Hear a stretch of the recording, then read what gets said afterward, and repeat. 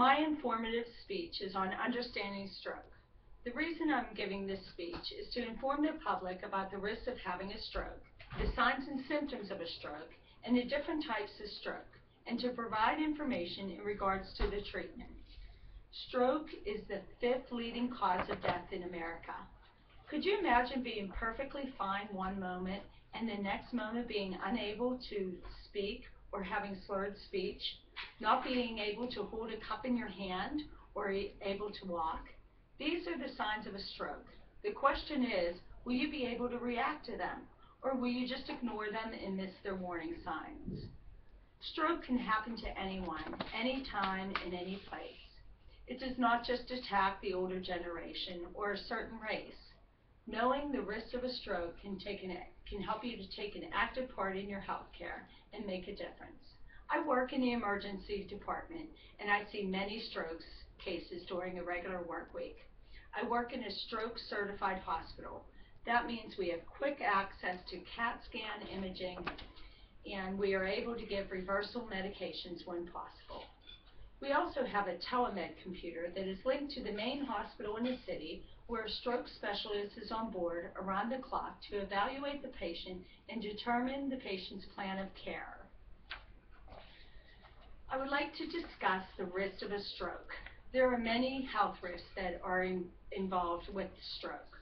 One element is the increase of a stroke could be hypertension. Hypertension is the elevation of blood pressure. According to the Heart Institute, elevated blood pressure untreated can make the heart work harder to pump through blood throughout the body. Therefore, this causes damages to your arteries, in return can have you have a stroke. Another element that can increase your risk for stroke would be obesity.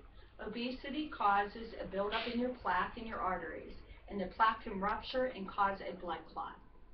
Heart disease is also another example of a risk for a stroke. Heart disease can be related to elevated cholesterol levels, smoking, diabetes, and lack of physical activity. Now I would like to talk about the signs and symptoms of a stroke. The acronym FAST is a good way to acknowledge the signs and symptoms of a stroke. F meaning face.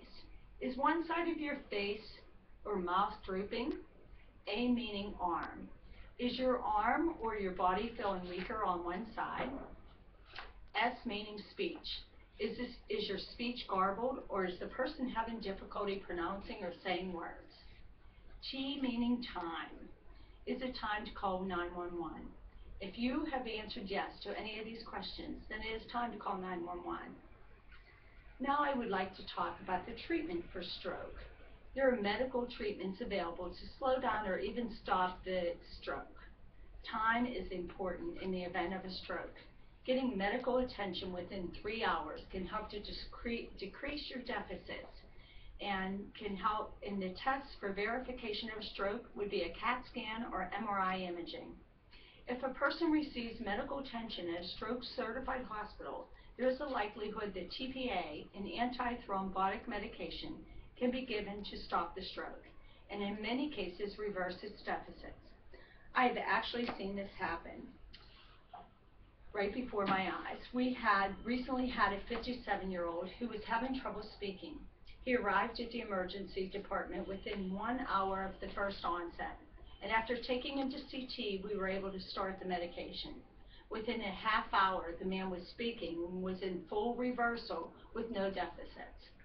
TPA can only be given within 3 hours of the last known well time, and if the patient is not having any blood thinners.